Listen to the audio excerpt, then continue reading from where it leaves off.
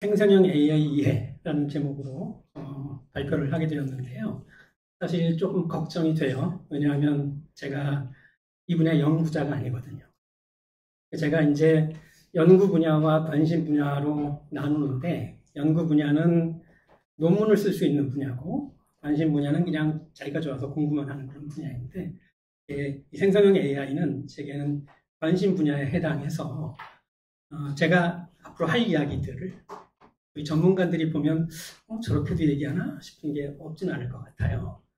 다만 이제 굳이 위안으로 삼는다면 전문가들은 조금 문제를 깊게 보면서 좁게 보는 경향이 있고 자기 분야에 대해서 방어적인 그런 생각을 하는 경우가 있어서 그런 점에서 전문가가 아닌 사람이 얘기하는 것도 전혀 의미가 없지 않겠다라고 위로를 해보고, 사실은 시작할 때 우리가 앞으로 이런 이야기를 좀 적극적으로 해나갔으면 좋겠는데, 시작은 기술에 관한 이해이어야 될 것 같다. 그래서 사랑방 ESG 회원들을 대상으로 한 사랑방 좌담회 정도라면 제가 할 수 있겠다라고 말씀을 드렸더니 이렇게 이제 판을 크게 벌이신 거죠. 예, 어쨌든 저는 요즘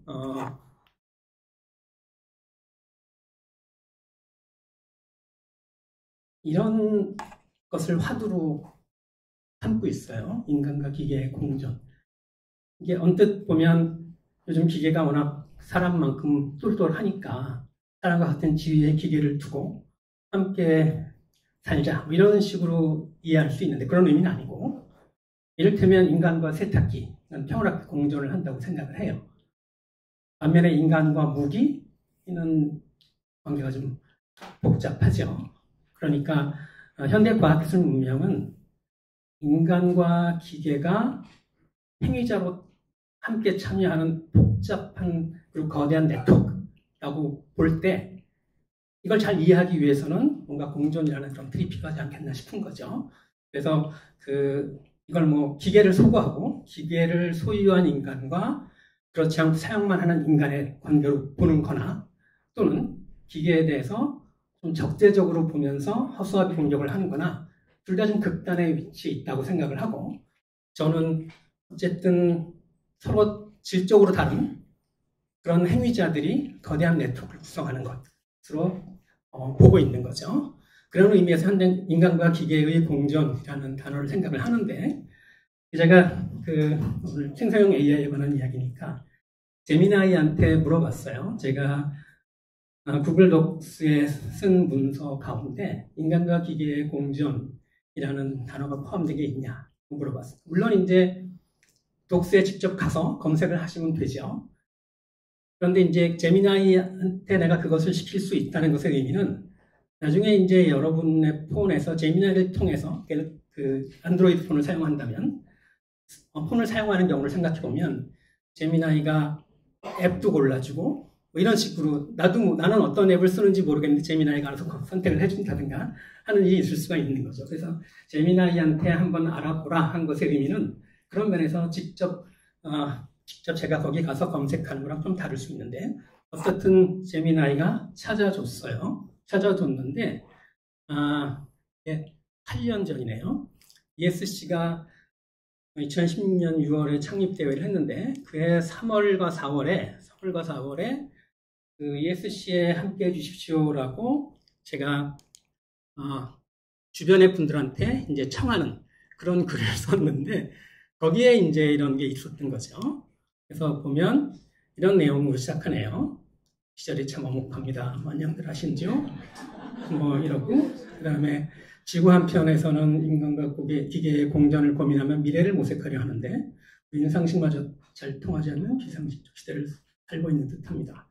과학적 합리성이 설 자리도 물론 없습니다. 이렇게 썼어요. 그래서 지금 보니까 이게 8년 전 이야기인지 올해 어울리는 이야기인지 좀 헷갈리긴 하는데, 어쨌든 그렇습니다. 이제 큰 이야기로 시작을 했는데, 오늘은 구체적인 기술 이야기를 하고 이어질 자리에서 좀 더 깊이 있는 이야기들이 나오게 되리라 기대를 하고 있습니다. 용어를 먼저 정리를 해야 되겠죠. 그리고 이제 생성형 AI에서 주로 텍스트를 생성하는 언어 모델에 대해서 이야기를 할 거예요. 그렇게 범위를 좁혀서 이야기하는 것이 핵심을 잘 드러내는데 보탬이 될 것이라고 생각하기도 하고, 제가 예컨대 이미지나 영상을 생성하는 그런 모델에 대해서는 좀 익숙하지 않기도 해서, 그래서 언어 모델에 초점을 맞추는 게 좋겠다라고 생각을 합니다. 그리고 제목에도 이제 에이전트라는 말이 있는데, 에이전트는 언어 모델과 도구가 결합되는 것을 뜻해요. 그래서 언어 모델은 그냥 말을 하는 기계인데, 거기에 도구가 붙으면 행동도 할 수 있는 기계로 바뀌는 거죠. 진정한 생성형 AI의 힘은 언어 모델 그 자체라기보다는 언어 모델과 도구가 결합한 에이전트에서 온다라고 생각하기 때문에 이 이야기를 좀 드리고, 그리고 제가 구성한 에이전트 앱이나 또는 나와 있는 훌륭한 앱들을 사용한 사례를 말씀을 드리고 오늘 발표를 맺도록 하겠습니다. 일단 용어부터 정리를 좀 해야 될 것 같은데요. 사실은 무엇보다도 과학기술 분야에서는 언어를 객관적으로 잘 정의할 필요가 있는데, 그런데 아주 많은 경우 객관적 정의라기보다는 설득적 정의를 많이 사용하는 것 같아요. 이런 단어를 쓰면 많은 사람들이 설득돼서 나한테 연구비를 줄 것이다, 뭐 이런 식의 이야기인 거죠.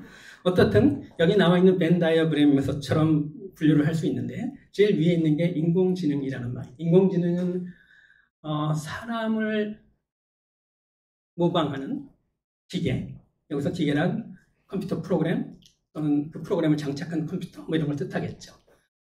그런데 이제 사람의 행동을 모방한다는 말이 명확하지 않죠. 그래서 뭐 그 뉴스 같은 거 보면 어떤 회사에서 어떤 일을 하는 AI를 활용해서 어떤 일을 하는 것을 개발했다라는 이야기들이 많이 보이는데, 많은 경우 거기서 AI라는 말을 컴퓨터 프로그램으로 바꿔도 충분한 경우가 대부분이에요. 약간 과하게 얘기를 하는 거죠. 그래서 인공지능이라는 말은 실제 여기 쓰인 것보다 훨씬 더 모호하게 사용이 되고 있다고 생각합니다. 좀 더 구체적으로 볼 필요가 있는데, 그래서 그 안에 있는 게 기계학습이에요. 그러니까 기계학습이란 말 그대로 기계가 배운다는 건데, 무엇으로부터 어떤 걸 배우냐 하면 데이터로부터 뭔가를 배우는 거예요. 데이터에 숨겨진 패턴이나 그 데이터를 만들어낸 인과관계 같은 것들을 찾아내는 거죠. 그러면 찾아낸 그 결과는 어디에 있냐 하면 이 알고리즘이 내부에 포함하는 수많은 파라미터의 값의 형태로 저장이 되는 거예요. 그래서 학습을 한다는 것은 알고리즘 측면에서 보면 알고리즘 내부의 파라미터를 조정한다는 뜻이에요.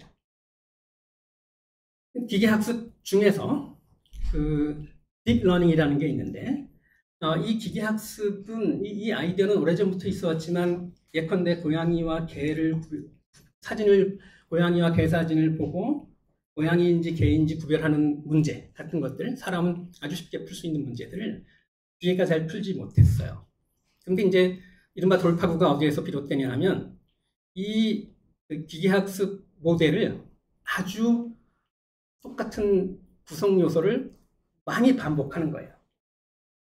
그래서 위에서 입력이 들어와서 아래로 흘러서 출력이 나온다고 하면 딥해지는 거죠. 딥하다는 것은, 깊다는 건 그냥 똑같은 요소가 아주 많이 반복된다는 뜻이에요.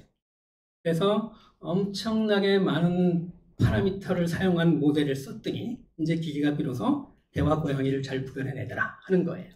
그런데 모델이 딥해지면 결국 학습을 한다는 건 파라미터를 업데이트한다는 뜻이라고 말씀을 드렸는데, 이게 이제 출력이 어떠했으면 좋겠다라는 것에서 출발해서 거슬러 올라오는 거예요.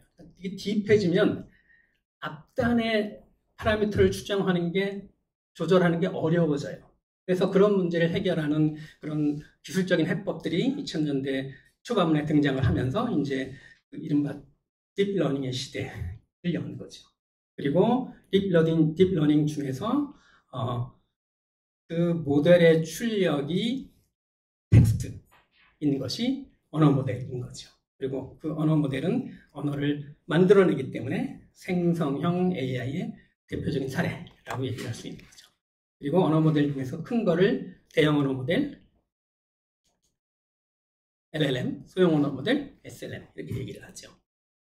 이런 그 시스템을 구성하는 기본 요소로서 대표적인 것으로 이렇게 생긴 스피드포워드 뉴럴 네트워크를 들 수 있는데, 제가 사실은 이 발표 준비하면서 이게 제 전문 분야, 연구 분야도 아니고 해서 정확한 한국어 용어를 몰라서 그때 좀 찾아봤는데 이렇게 번역을 하는 것 같더라고요. 마음에 드시는지 모르겠습니다. 어쨌든 이렇게 생긴 거예요. 아까 딥하다는 느낌을 보시려면 이걸 90도 회전해서 이게 위로 올라가는 상태일 때 2층이 무지하게 많으면 딥해지는 거죠. 그래서 이런 식으로 입력에 어떤 것들이 들어오고 출력으로 뭔가가 나오는데 그 사이에 수많은 층들이 있어요. 그 층이 이렇게 구성이 되어 있는데 예컨대 요거와 요거 하나 사이의 관계만 다시 한번 보도록 하죠. 이렇게 생겼어요. 그래서 특정 층의 입력들에 어떤 파라미터들이 곱해져서, 파라미터라는 말이 이제 익숙하시죠? 파라미터를 조정한다는 게 학습한다는 뜻이에요. 그 다음에 다 더해. 상수까지 더해요. 그 다음에 거기에다가 어떤 비선형 함수를 통과시켜요. 꼭 이런 함수여야 하는 건 아니에요. 0과 1 사이의 값을 갖는 비선형 함수를 만들 수도 있어요. 그러면 이제 이렇게 해서 하나가 나오고, 이런 것들이 여러 개가 나오면, 이제 이런 그림이 그려지는 거죠. 그래서 이것들을 다 모아서 X라는 벡터라고 하고, 또 여기는 하나만 나와 있지만 이것들을 다 모아서 Y라는 벡터라고 하면, 벡터 숫자들의 어레이, 숫자들의 조합한 거 이렇게 생각하면 되겠죠. 그러면 이제 이런 간단한 수식으로 나타낼 수 있어요. 여러분 수식이 나옵니다. 예. 수식을 피해갈 수는 없어요. 수식 없이 뭐 설명해 주시오라고 얘기하는 건 그냥 대충 해주세요. 뭐 이런 얘기인 거죠. 입력 벡터 X가 있고 여기다가 A라는 이런 것들이 쭉 나열된 게 여러 개가 있으니까 뭡니까? 행렬이에요. X라는 벡터에다가 A라는 행렬을 곱하고 벡터에다 행렬을 곱하면 벡터가 나오는 거예요. 행렬이란 벡터를 또 다른 벡터로 보내는 연산자라고 이해할 수 있어요. 그런 벡터에다가 어떤 벡터를 더해서 만든 벡터. 그 벡터의 각각의 원소들에 대해서 어떤 비선형 함수를 통과시켜 나오는 게 바로 그 레이어의 출력 벡터인 거죠. 레이어의 입력 벡터가 X고 출력 벡터가 Y면 이런 단순한 방정식을 만족을 해요. 그러니까 그 어마무시하게 보였던 이런 신경망들은 각각을 보면 이런 식으로 표현되는 죄송합니다.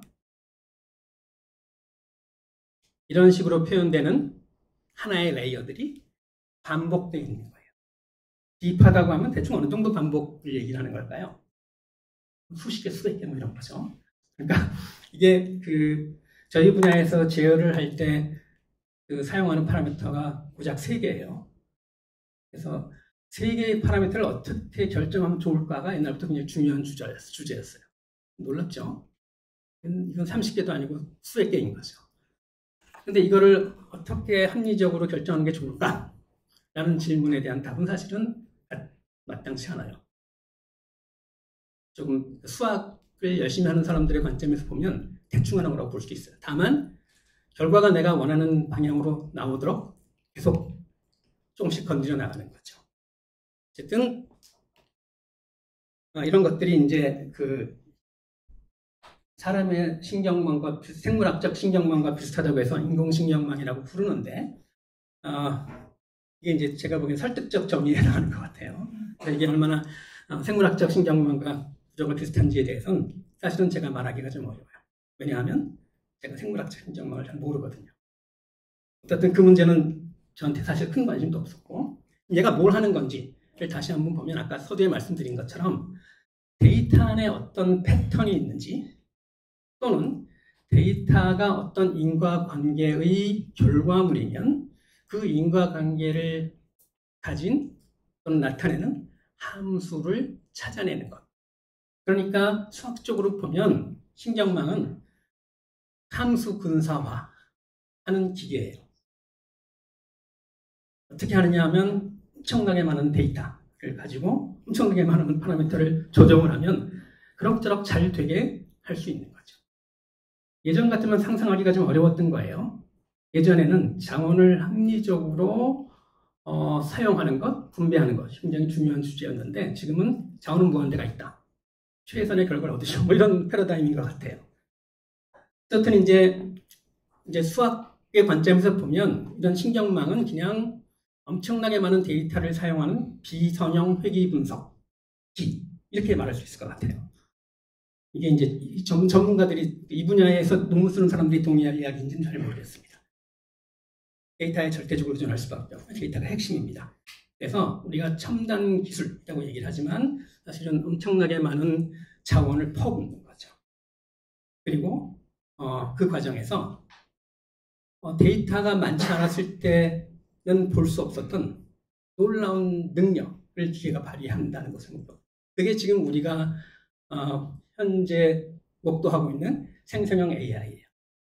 우리가 이제 예전에 양질 전환 뭐 이런 얘기를 많이 했는데 양적인 증가, 양적인 변화가 있었는데 어느 시점을 지나면서 질적으로 달라지는 거죠. 그냥 말을 흉내만 냈는데 어느 순간 정말 사람처럼 말을 하는 거죠. 일종의 창반이라고 볼 수 있을지 모르겠어요.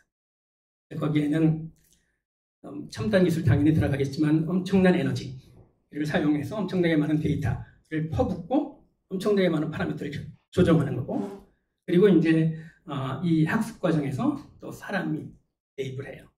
여러분 뭐 GPT, 오픈AI 모델 그 이야기하면서 케냐 노동자 이야기 들어보셨는지 모르겠는데 그래서 여기 이런 식으로 표시한 거는 이 부분이 사실은 보려고 하지 않으면 잘 안 보이는 것이기 때문에 이런 색깔을 표현해봤습니다. 첨단 기술, 엄청난 에너지, 그리고 사람들의 단순한 노동이 모여서 지금 오늘날의 생성형 AI 같은 것들이 이제 등장을 하게 된 거죠. 이제 생성형 AI 얘기해보죠. 그 전에 이제 학습, 생성형 AI든 뭐 고양이와 개를 구별하는 것이든 이제 학습을 한다는 게 내부의 파라미터를 조정한다는 것을 뜻한다고 말씀을 드렸는데 어떻게 학습하는지 학습 방법에 관해서 짧게 말씀드리고 넘어갈게요. 크게 지도학습과 비지도학습으로 나누는데 지도학습은 이 그림을 보고 얘기하는 것보다는 아까 일단 개, 고양이 얘기 시작했으니까 개와 고양이를 구별하는 그런 기계를 학습시킬 때 어떻게 하냐면 개라는 딱지, 레이블이 붙은 개 사진을 왕창 줘요. 그리고 개라고 알려주는 거예요. 그 다음에 고양이라는 딱지가 붙은 고양이 사진을 엄청 많이 줘요. 그리고 고양이라고 알려주는 거죠. 그러면 개라는 딱지가 그 모델의 출력은 두 개 있어요. 하나는 개일 확률, 하나는 고양이일 확률. 개라는 딱지가 붙은 사진을 보고 기계가 나타내 주기를 원하는 결과는 개일 확률 1, 고양이일 확률 0. 고양이 사진 줄 땐 반대의 결과를 원하겠죠. 그리고 학습할 때 사용하지 않았던 새로운 사진을 넣어줘요. 그랬더니 이 기계가 개일 확률 0.8, 고양이일 확률 0.2라고 얘기했어요. 그럼 그걸 보고 개구나 이렇게 얘기를 하는 거죠. 이게 이제 지도학습이에요. 비지도학습은 그냥 아무 딱지 붙이지 않고 데이터를 주면 자기가 데이터를 보고 데이터의 성격을, 데이터의 패턴을 찾아서 이런 데이터들은 특징이 서로 같고 이런 데이터는 특징이 서로 같고 그래서 이런 식으로 특징을 공유하는 데이터들의 집합, 즉 클러스터를 찾아내요. 이런 걸 클러스터링이라고 하고 학습에 참여하지 않은 다른 데이터를 넣는데 예컨대 그 데이터가 이거라면 이거는 요 클러스터에 속한다 라고 얘기할 수 있는 거죠. 지도학습에서 아까 그 딱지 붙인다고 했죠. 딱지 누가 붙이겠어요? 사람이 붙이는 거죠. 딱지 붙이는 일은 어떤 일이죠? 엄청나게 복잡한 일인가요? 단순한 일인 거죠. 그래서 한 시간에 아주 낮은 시급을 받고 아프리카 노동자들이 하고 이러는 거죠. 그래서 여기서 일단 이제 아까 단순 노동 개입을 하는 거죠. 그 다음에 이제 또 강화학습 얘기를 할 수 있는데 강화학습은 이세돌을 얘기는 알파고를 떠올리면 되겠죠. 이제 그 행위자라는 표현을 쓰는데 행위자가 환경과 상호작용하면서 보상을 받는 보상을 많이 받을수록 그 방향으로 파라미터를 변화시키고 이러는 거죠. 그리고 자기지도 학습이라는 게 있는데 이게 이제 언어 모델에서 사용하는 학습 방법인데 이건 그때가 뒤에 가서 다시 한번 말씀을 드리죠. 이제 여기까지가 일반적인 얘기고 이제 언어 모델 이야기를 하죠. 하기 전에 제가 영화를 한 편 준비를 했습니다. 출연지는 갤럭시 Z 폴드 4와 제 손가락의 흔적입니다. 이 영화가 어떤 영화인지 한번 추측을 해보시죠.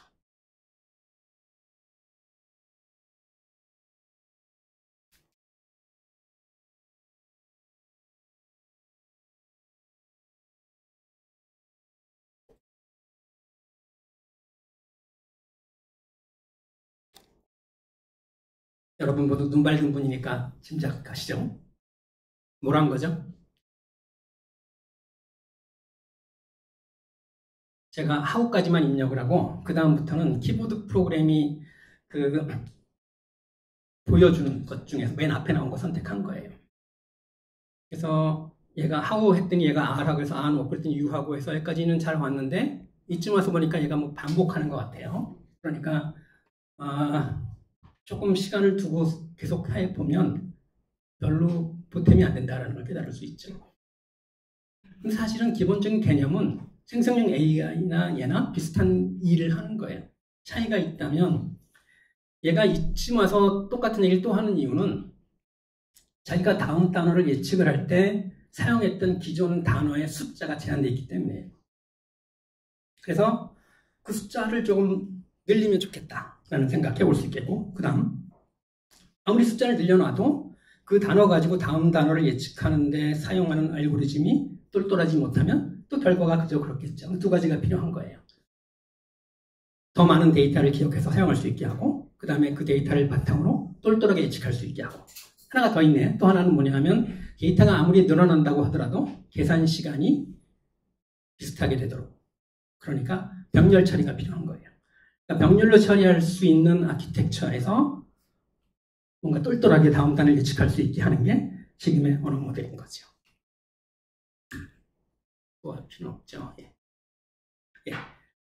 자, 이제 언어 모델 얘기 시작하는데 시작은 모든 것은 수다.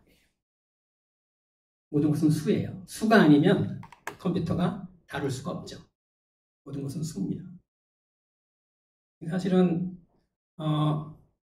이게 뭐 최근에 비로소 하기 시작한 얘기는 아닌데 하여튼 단어들을 숫자로 표시하는데 어떤 숫자로 표시하냐 하면 벡터로 표현한 거예요. 그래서 이 앞에 이 E는 단어를 숫자화하는 걸 임베딩이라고 하는데 니스라는 영어 단어에 해당하는 벡터를 이렇게 표현했고 나머지는 그런 식의 표현입니다.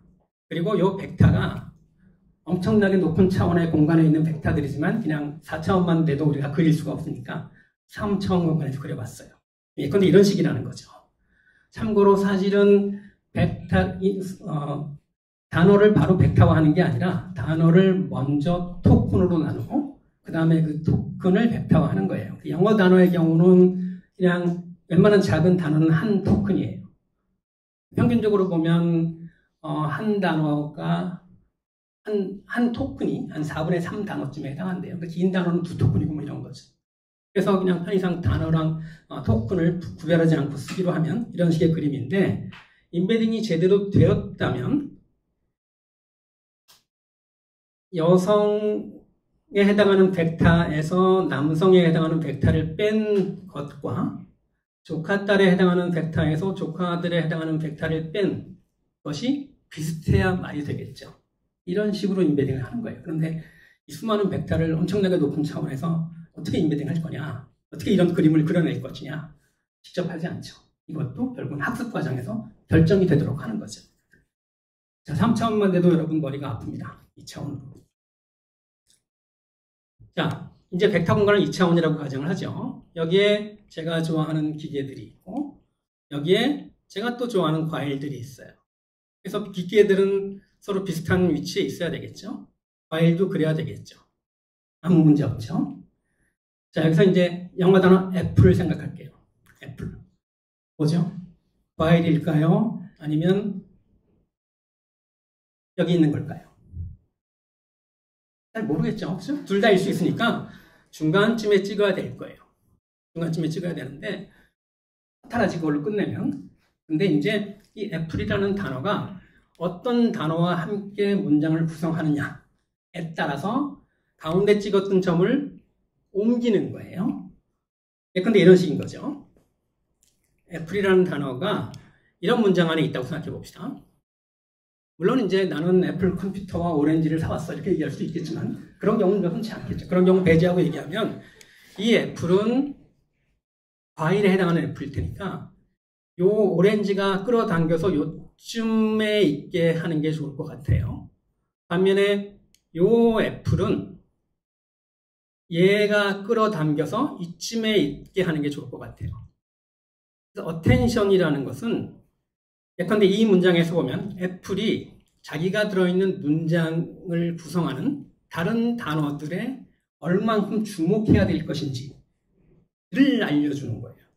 그래서 예를 들어서 이 애플은 이것이 한 0.03쯤 되고 자기 자신은 물론 제일 많죠. 그 다음에 이건 0.1쯤 되고 이거는 여기 N은 떠 있는데 이 AN과 이 AN은 위치가 다르죠. 위치가 다르면 다르게 쓰이는 거니까 이거에는 0.04쯤 있고 이거 0.33쯤 있어. 이 숫자들이 다 더하면 1이 되는 거예요. 그래서 문장을 구성하는 다른 토큰들, 자기 포함해서 다른 토큰들, 다른 단어들의 조합으로 주어진 단어를 다시 표시하는 것이 그 주어진 단어가 일로 이동했다는 뜻이 될 거예요. 반면에 얘는 이제 이만큼은 얘는 뭐 아무데나 다 쓰이는 거니까 그래서 자기 자신하고 제일 관계가 깊고 그 다음에 폰하고 한 이 정도 관계가 있는. 그래서 이거를 계산을 하면 이쯤으로 끌어당기겠죠. 그러면 이런 숫자들은 대체 누가 어떻게 결정할 것인가? 아까 인베딩 할 때 벡터 어떻게 결정하신가 이런 얘기했죠. 누가 뭘 어떻게 결정해야 될지 모르겠으면 그냥 기계한테 맡기는 거예요. 역시 학습의 일부로 결정하는 거죠. 그러니까 이것이 이제 이른바 어텐션 메커니즘이고 이것을 이용한 모델이 2017년에 발표되면서 지금의 언어 모델이 가능하게 되었다고 해요. 그 유명한 논문인데 Attention is all you need. 워낙 유명해서 저도 뭐 옛날부터 많이 들어봤는데 여러분 덕분에 처음부터 끝까지 다시 한번 읽어봤어요. 처음으로. 왠지 여러분 앞에서는 읽지 않고 얘기하기가 좀 그럴 것 같아요. 얘는 번역을 하는 기계예요. 그런데 여기 이제 크게 둘로 나뉩니다. 인코더라는 것과 디코더라는 것. 그런데 인코더든 디코더든 둘 다 같은 모양의 것들이 반복이 되고 있어요. 인코더에 이런 거 하나가 있고 디코더에는 이런 게 여러 개가 있는 거죠. 그리고 이 하나하나의 블록에 아까 그 어텐션 스코어를 만들어내주는 어텐션에 해당하는 게 있고 그것을 다시 피드포워드 뉴런에서 한번 거친 그렇게 해서 생긴 게 하나의 블록이에요. 그리고 디코더 측에 그런 게 이제 반복이 돼 있죠. 이게 이제 번역을 하는 거였는데 그 이후 번역보다 좀 더 일반적인 능력이 있는 언어 모델을 만들 때 이 둘 중에 하나만을 선택하게 됐어요. 그래서 이 인코더만을 선택한 경우도 있었고 요즘의 흐름은 이거 같아요. 디코더 온리 모델. GPT-3 디코더 온리 모델이고 GPT-4는 구조가 명확히 밝혀지지 않았지만 공개되지 않았지만 그럴 거라고 짐작을 해요. 그러니까 좀 더 일반적인 일을 하는데 모델의 구조에 대해서는 덜 가정하는 거예요. 모델을 덜 제약하면서 훨씬 더 많은 데이터를 주는 거죠. 다만 모델을 덜 제약하지만 이런 블록의 수는 훨씬 많아지겠지. 그래서 근데 GPT-2 같은 경우는 이런 블록이 12개가 있는데 GPT-3는 96개가 있고 GPT-4는 몇 개가 있는지 몰라요. 어마무시한 거죠. 또 어쨌든 흥미로운 점은 더 많은 데이터를 이용해서 더 많은 일을 하게 하려면 당연히 더 많은 파라미터가 필요하지만 모델의 구조에 대해서는 덜 제약을 해야 된다는 거죠. 여러분 직관에 부합하는 얘기입니까? 더 제약을 해야 된다고 생각하지 않으십니까? 모르겠어요. 고민해 보시죠. 그래서 디코더 온리 모델은 이렇게 그냥 어텐션과 피드포워드가 묶인 이 블록이 쭉 중첩이 되어 있는 거예요. 입력단에 토큰화하고 아까 이제 단어와 토큰을 구별하지 않고 얘기했는데 토큰화하고 그 다음에 그것들을 벡터로 표현하고 그 다음에 이제 그 위치에 따라서 조금 달라져야 되겠죠. 아까 부정관사가 처음에 있을 때랑 나중에 있을 때 달랐으니까. 그래서 그 위치에 관한 정보를 추가하는 거를 포지셔널 인코딩이라고 하고, 이런 것들을 이제 이런 블록에다가 계속 넣는 거예요. 계속 넣는 게 아니라 한 번 넣는데 이런 것들이 여러 개를 거쳐서 나오는 거지. 마지막 단계에서는 자기가 이 보캐뷸러리, 단어 목록에 있는 수많은 단어들이 나올 확률이 나와요. 그러니까 내가 만약에 입력을 write story 점이라고 하면 그 다음에 이제 once가 나올 확률이 제일 클 거다라고 가정할 수 있죠. 그럼 once만 탁 튀어나오는 게 아니라 once가 나올 확률이 0.48이고 다른 게 나올 확률이 0.00 얼마고 모든 보캐뷸러리에 나오는 단어 확률 다 더하면 1이 되게 하는 거죠. 그 중에서 확률이 제일 높은 거 하나를 고르는 건 아니고 적절한 논리로 그냥 확률이 높은 것 중에 하나를 고르는 거예요. 그렇게 돼서 once가 나오면 다시 once를 여기다가 놓고 write story.once라는 입력을 넣었을 때 나오는 거. 어쯤 될까요? 뭐 이런 식으로 이제 작동하는 거죠. 그래서 그 이야기를 다시 한번 말씀을 해드리면 write story라는 게 있으면 토큰으로 나누고 이 경우는 토큰하고 단어가 같네요. 벡터로 표시하고 그 다음에 위치에 따라서 위치 정보가 포함된다는 이야기는 벡터가 좀 이동한다는 얘기. 이거는 아까 어텐션이 끌어당기는 거는 좀 다른 얘기인 거고요. 어텐션 메커니즘을 통해서 이동하는 거는 이런 과정을 거친다고 보는 거죠. 맨 마지막에 출력단에서는 모든 단어의 등장 확률이 나오는 거죠. 제가 얼마 전에 그 흥미로운 사이트를 하나 발견했는데 GPT-2를 실제로 자기네 그 서버에서 돌려보는 그런 거예요. 이건 직접 한번 보죠.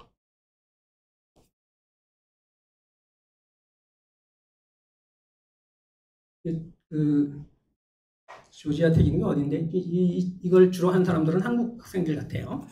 내가 지금 Data Visualization Empowers Users 2까지 임명으로 넣었을 때 그 다음 나온 단어가 Create라는 거예요. 여기 보시면 Empower라는 동사는 두 개의 토큰으로 구성되어 있네요. 어떤 식으로 어텐션이 되냐 하면 일단 각각의 토큰들에서 서로 다른 행렬들을 곱해서 여기 QKV라는 걸 만들어요. 그 다음에 Q와 K끼리 서로 다른 Q와 서로 다른 V끼리 내적을 해가지고 뭐 어텐션 스코어가 나오고 거기다 V가 곱해져서 점점 싫어지기 시작하죠. 그래서 이런 행렬이 나오는데 이런 행렬의 요소들은 전부 다 한 단어가 다음 단어에 얼마나 주목해야 될지를 나타내는 거라고 볼 수 있는 거죠. 그리고 이 행렬이 여기 지금 단어가 토큰이 6개인가요? 6x6 행렬인데 토큰이 100만 개면 100만 바이 100만 행렬이 될 수 있는 거죠. 물론 이제 병렬 처리를 하는 거니까 그냥 엄청나게 전기만 쓰면 되는 거죠. 그래서 이건 실제로 이 사람들이 실행한 결과예요. 2까지 넣었더니 이제 모든 단어가 다음에 나올 확률이 나오는데 그 중에서 이제 11.3% 확률의 크리에이트를 선정을 했어요.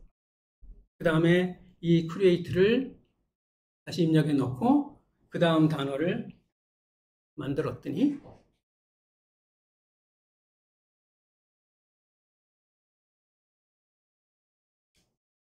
비주얼라이제이션.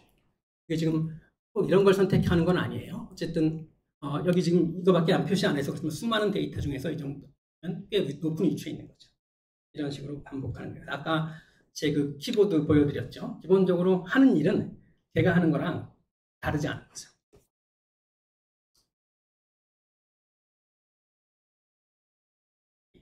그래서 요 그 링크 한번 우리 나중에 강의 자료가 이제 ESG 페이지에 공개될 있을 것 같은데 보고 한번 해보시면 되게 뭔가 그 어떻게 작동하는지 이해하는데 도움이 될 수 있을 것 같아요. 자, 이제 이런 네트워크를 어떻게 학습시켰는지를 잠깐 다시 보자. 아까 자기지도학습 얘기하면서 나중에 설명드린다고 했는데 이제 자기지도학습 이야기할 차례네요. 다음 단어 예측하는 거예요.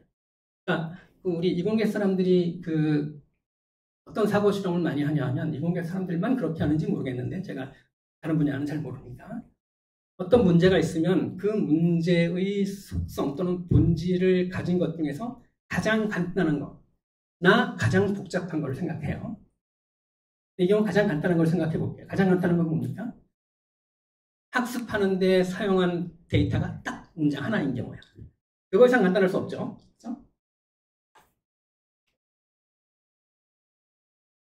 그래서 원래는 거의 모든 온라인 데이터를 이용해서 학습을 하지만 딱 이거 하나 가지고 학습을 한다고 생각해요. 그러면 I 넣으면 oppose라는 단어가 나오기를 기대하면서 그 방향으로 파라미터를 조정을 해요. 얘까지 포함해서 I oppose를 넣으면 war가 나오도록 조정을 해요. I oppose war를 하면 그 다음에 and가 나오도록 하고 쭉 나가서 이 문제 맨 마지막에 I oppose war and desire까지 넣으면 desire peace까지 넣으면 마침표가 나오죠. 이게 이제 자기 지도학습이라는 거죠. I가 나오면 oppose가 나오게 하는데 얘가 이제 뭐가 나왔으면 좋겠어 라고 얘기할 때 지도학습에서는 사람이 붙인 딱지가 있어야 되는데 딱지 없이 되는 거죠. 그래서 자기 지도학습. 여기는 사전학습이라고 말씀드렸는데 기본적으로 사전 사후라는 식의 표현을 여기서 쓰긴 쓰는 것 같은데 그냥 1차, 2차 정도로 얘기해도 좋을 것 같아요. 왜냐하면 우리한테 주어지는 모델들은 여기서 말하는 사후학습까지 거친 결과니까. 어쨌든 사후학습은 또 이렇습니다. 자기 지도학습으로 1차 학습을 하고 그 다음에 이제 진짜 지도학습을 또 해야 돼요. 자, 제가 여러분한테 이제 한국의 수도는 무엇입니까? 라고 여러분이 아니라 AI한테 한국의 수도는 무엇입니까? 라고 물었어요. 그럼 여러분은 이 AI가 어떻게 대답하기를 원하십니까? 또는 기대하십니까? 서울. 그렇죠? 그런데 여러분은 지금 뭘 전제했냐면 AI랑 내가 대화를 하고 있다는 걸 이미 전제를 한 거예요. 그런데 우리가 본 것처럼 사전학습을 거친 후의 모델은 그냥 다음 단어를 예측을 하는 거예요. 그러니까 나는 지금 대화를 하는 게 아니라 말을 이어갈 수 있는 거지. 한국의 수도는 어디입니까? 날씨는 어떻죠? 한국은 인구가 얼마나 되죠? 한국에 관한 질문을 계속 할 수 있는 거죠. 그러니까 대화용 챗봇을 만들 때는 한국의 수도는 어디입니까? 라는 질문에 대해서는 서울이라고 말하도록 지도학습을 또 시켜야 되는 거예요. 그래서 대화, 챗봇이 되게 만들려면 지도학습을 또 해야 돼요. 자기 지도학습만으로 끝나는 게 아닌 거죠. 그럼 어떻게 해요? 누군가 또 레이블을 딱지를 붙여야 되는 거죠. 그래서 그 챗봇이 일반용이냐 교육용이냐 달라질 수 있는 거죠. 그 간단한 방정식 하나 주고 챗봇한테 풀어줘 그러면 certainly 그러면서 잘 풀어줘요. 그런데 그 챗봇이 교육용 챗봇이라면 그러면 안 되겠지? 네가 생각해봐. 뭐 이래야 되지 않겠습니까? 이제 지도학습, 사후 지도학습 과정에서 차이가 생기는 거죠. 그렇게 한 것도 모든 게 만족스럽지 못할 거예요. 그래서 그 모델을 돌려봤더니 여러 가지 답변이 나오죠. 아까 보신 것처럼 확률적으로 하는 거니까 매번 똑같은 답변이 나오지 않아요. 그러면 AI가 만들어낸 답변 가운데 사람들이 보고 우선순위를 매겨요. 점수를 매겨요. 그리고 그 높은 점수를 받은 답변이 나오도록 또 파라미터를 조정을 해요. 강화학습이죠. 그런데 강화학습에서 보상을 주는 게 사람인 거예요. 말은 되게 멋있어요. Reinforcement Learning from Human Feedback. 그런데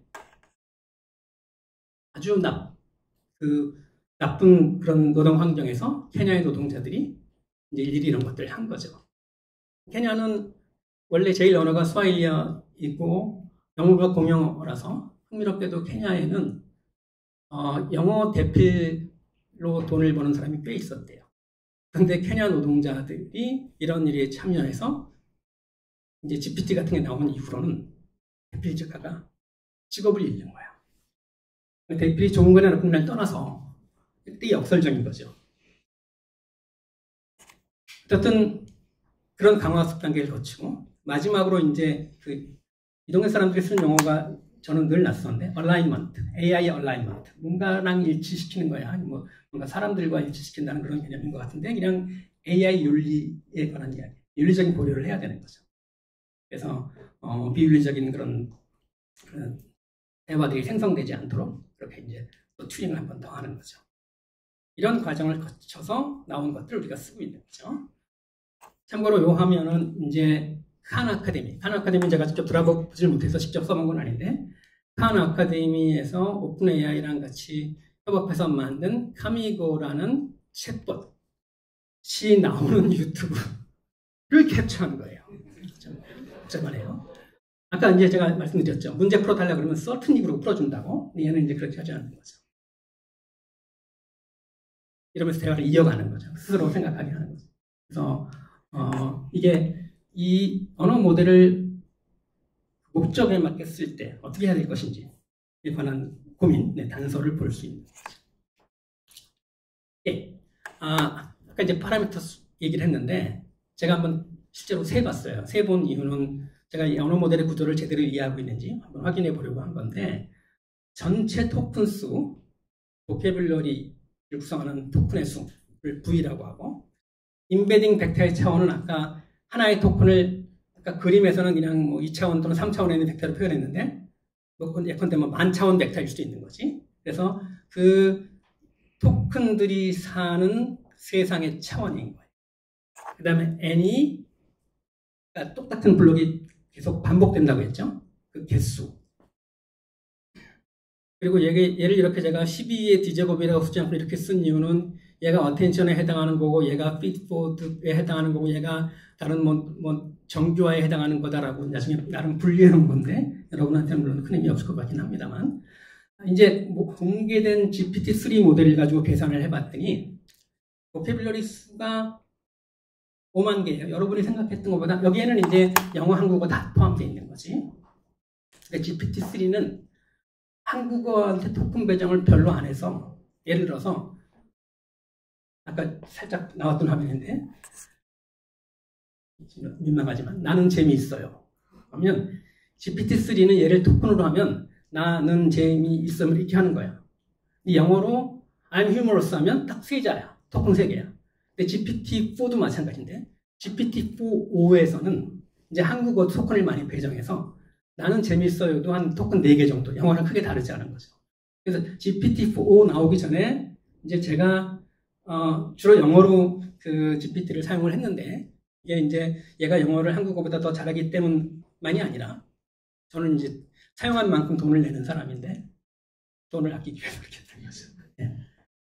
그래서 GPT-3가 이 모델의 크기 얘기할 때 기본 단위가 빌리언이에요. 그러니까 1750억 개인 거죠. 1750억. GPT-4 잘 몰라요. 1쪽에는 좁히 넘을 거라고 생각하죠. 1750억. 엄청나죠?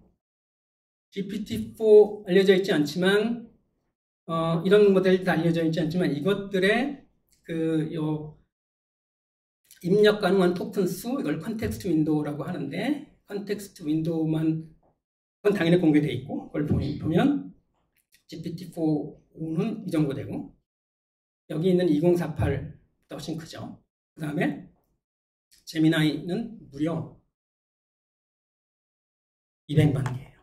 제미나이는 사실은 그 언어 모델의 능력을 보면 제 경험만을 가지고 판단을 하면 클라우드나 GPT보다 좀 떨어지는 것 같아요. 그런데 얘가 얼마나 말을 잘하느냐가 그렇게 엄청나게 중요한 변수가 아닐 수 있어요. 그런 면에서 보면 그 나름의 의미는 있는 거죠. 예, 이제 제가 한 3시까지 해도 될까요? 이제 에이전트 얘기 하겠습니다. 언어 모델 얘기는 여기까지. 다들 별 탈 없으시죠? 별 문제 없으시죠? 에이전트는 서두에 말씀드린 것처럼 언어 모델이 도구랑 결합되어 있는 거예요. 그래서 언어 모델이 말만 하는 거라면 이제 도구랑 결합해서 행동까지 할 수 있게 되는 거죠. 그리고 도구란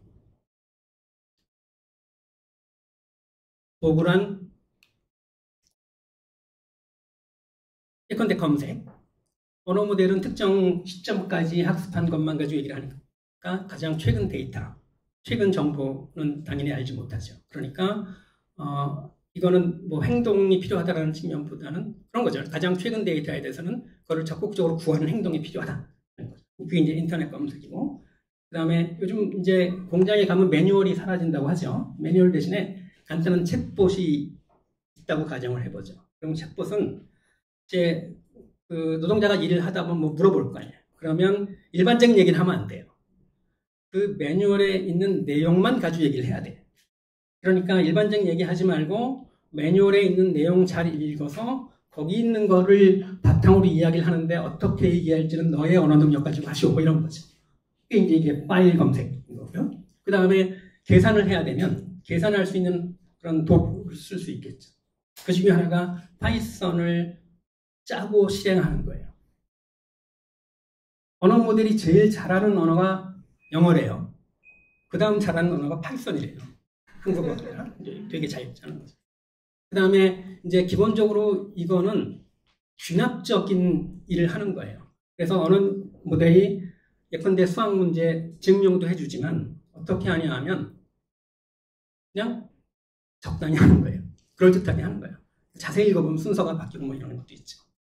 그러니까 연역적인 판단만 하는 그런 도구를 만들어서 언어 모델에 붙일 수 있어요.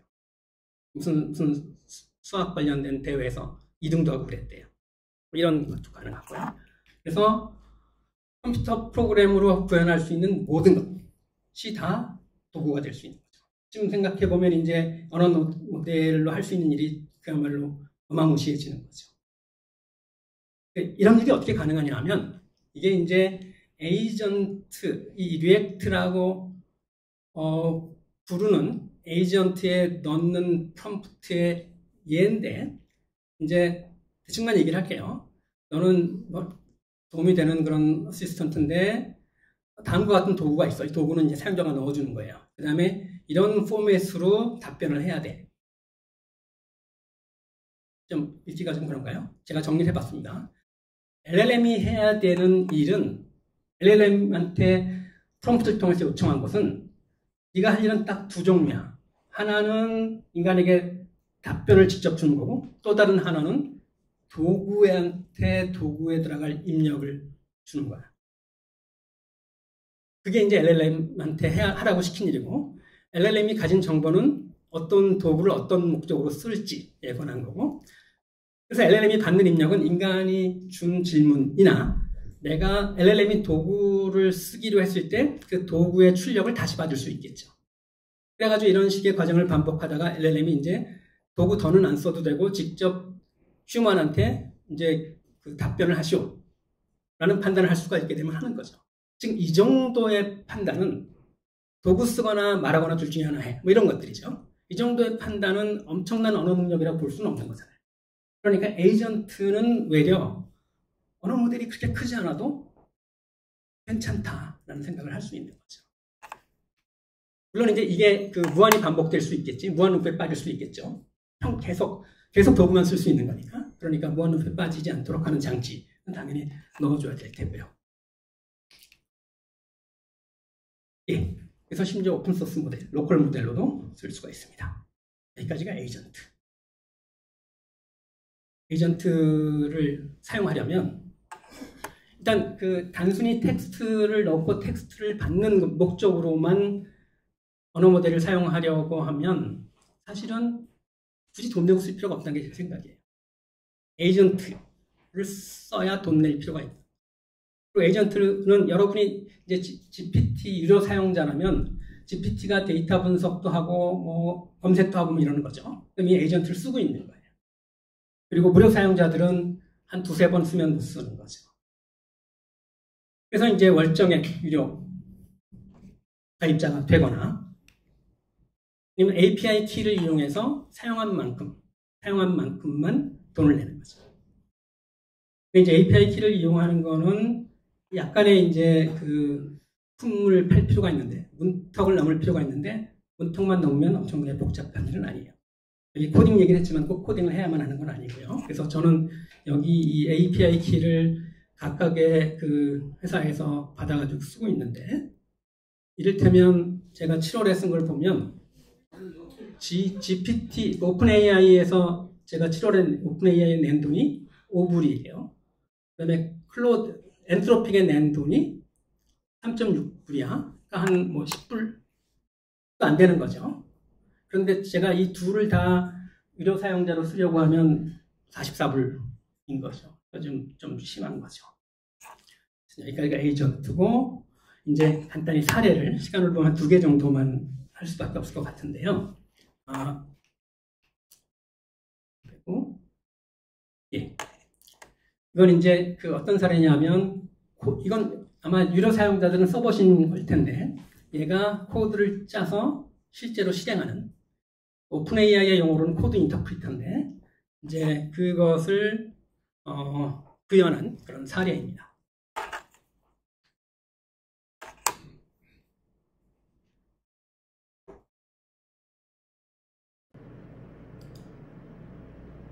그래서 지금 먼저 그 엑셀 파일 하나를 올려주고 그리고 얘한테 그 엑셀 파일에 관해서 설명을 해달라고 했어요.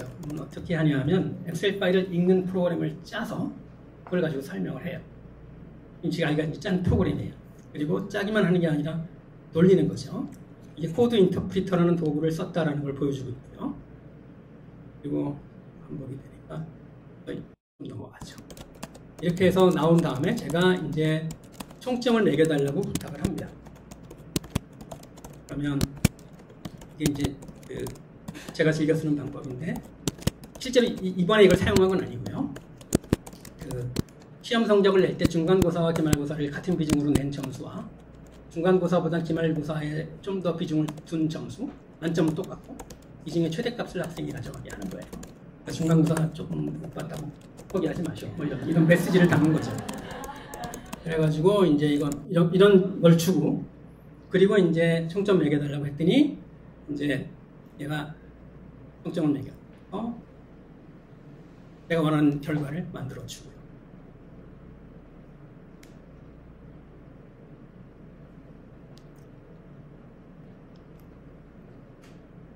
실명을 쓸 수는 없겠죠.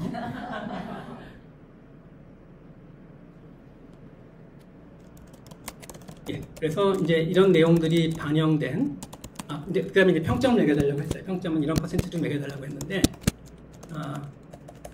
A 25%, 뭐 B 35% 이런 식으로 했고 이제 D까지 얘기하고 F는 나머지 하라고 했습니다. F는 나머지 사실 5%인데 그리고 얘가 이제 했어요.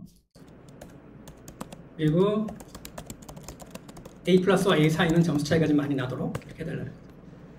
안으로 딱 자르지 말고 이제 얘가 프로그램을 하는데 여기서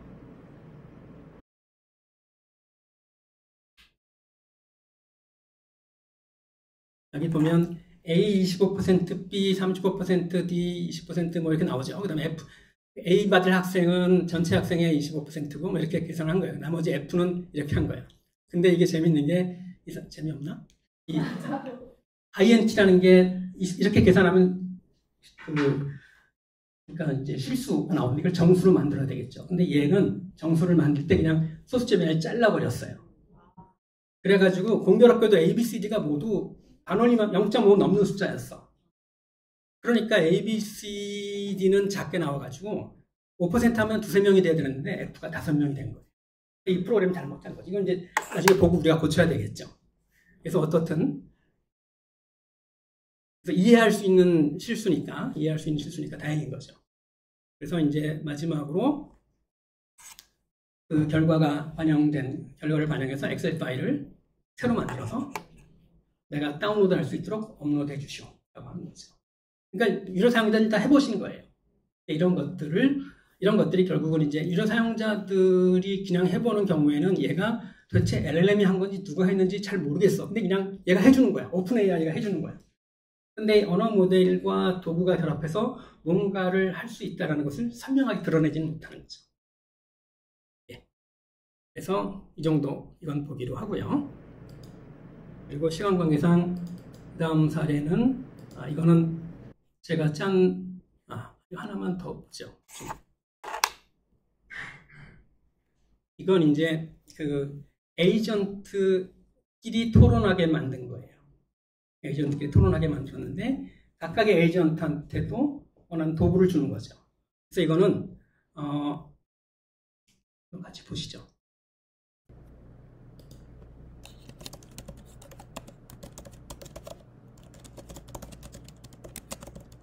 코로나 바이러스의 전염 가능성에 관해서 토론을 하는데 이제 그 사용하는 도구는 논문 검색만 하라는 거예요.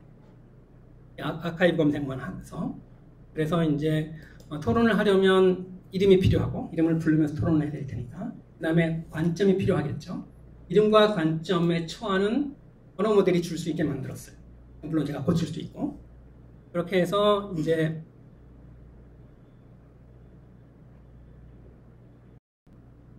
토론을 시켜봤더니 일단 각각 두 마디씩 하게 했습니다. 그러면 이제 애들이 이제 논문을 참고해서 뭔가 그 공기전염 가능성이 굉장히 크므로 뭔가 무시할 수 없다. 반면에 이 바이러스 스캡틱은 하지만 여전히 주된 것은 비말이다. 그래서 이제 제가 여기 이제 개입을 합니다. 방역에 관한 관점에서 좀 더 얘기를 해주시오.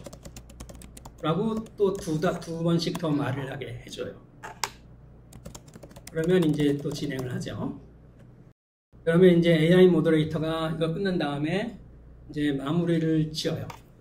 그래가지고 마무리 지은 결과가 여기 이렇게 나오고,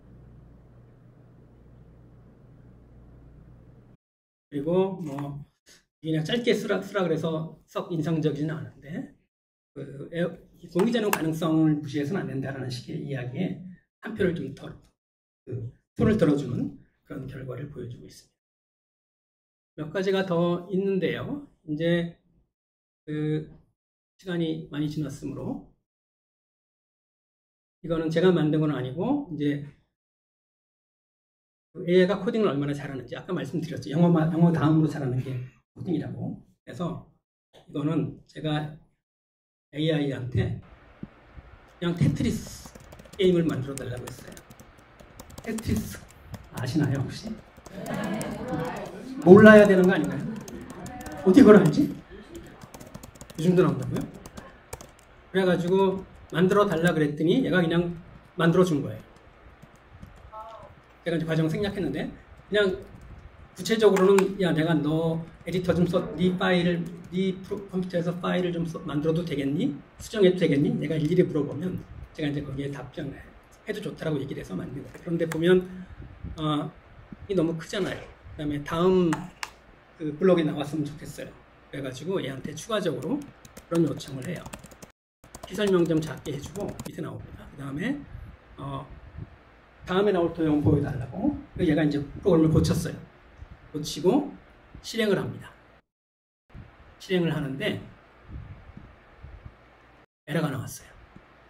이 에러를 프로그램이 보죠. 보고 고쳐요. 사람 읽고 쓰는 일은 어쨌든 하니까 문제는 잘한다는 거예요. 그게 수많은 엄청나게 많은 데이터로 학습한 결과인 거죠. 그래서 자기가 이 프로그램을 고쳐가지고 쓸만한 거죠. 이런 식의 프로그램을 만들어내는 거죠. 마음에 드십니까?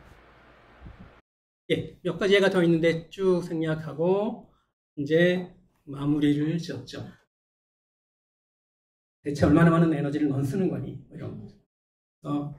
지금 GPT 3.5가 175B, 1750개인데 이쯤에 해당하는 거예요. 트레이닝 시간, 이거는 어떤 하드웨어를 쓰느냐에 따라 달라질 수 있으니까 보지 맙시다. 트레이닝 하는데, 학습하는데 걸리는 시간만 보면, 학습하는데 사용하는 에너지 양, 그 다음에 모델을 검증하는 데 쓴 에너지 양만 보면 1287MWh예요. 감이 잘 안 오시죠? 미국의 한 가구 연 에너지 사용량이 10MWh라는 거죠. 미국에서 한 집이 120년 쓰는 전기량이에요. 얘가 3.5예요. 4는 상상이 잘 안 가죠. 물론 크기에 비례해서 에너지 사용량이 많아지지는 않을 거예요. 뭔가 최적화가 이루어졌을 테니까. 하지만 이거보다는 더 들었겠죠. 그러니까 이건 좀 그렇죠. 그래서 특히 우리 ESG 기후위기에 적극적으로 대응하려고 하는 사람들이 많이 있는데, 이제 좀 다른 생각을 할 필요가 있어요. 그냥 많으면 좋다라는 이야기를 넘어서, 이제 아까 에이전트 얘기하면서 말씀드렸지만 꼭 커야만 하는 건 아니에요. 모델을 작게 하는 거, 온디바이스 AI 이런 데 좀 관심을 기울일 필요가 있고, 그리고 이제 이게 우리가 앞으로 할 얘기들인 거죠. 그러니까 AI가 우리 공동체를 더 낫게 만들 수 있도록 해야 된다. 뭐 이런 식의 얘기인 거죠. 그래서 그걸 어떻게 하느냐, 우리가 만들어가야 될 얘기인 거죠. 개인적으로 보면 이런 고민이 드는 거예요. 제가 지금 AI를 이용해서 글을 쓰거나 코딩을 하면 저는 제 능력을 확장하는 거예요. 익스텐션인 거죠. 왜냐하면 저는 이미 글을 쓰는 걸 배웠고 코딩하는 걸 배웠으니까.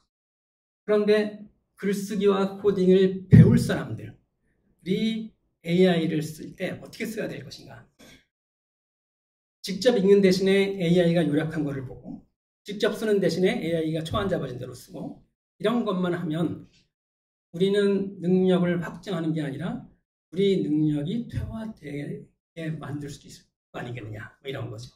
개인적인 측면에서 이런 고민들이 있고, 이것이 이제 우리 공동체의 문제 관련이 되겠죠. 성급하게 마무리를 하게 됐습니다. 시간을 지키지 못해서 죄송합니다. 마치겠습니다.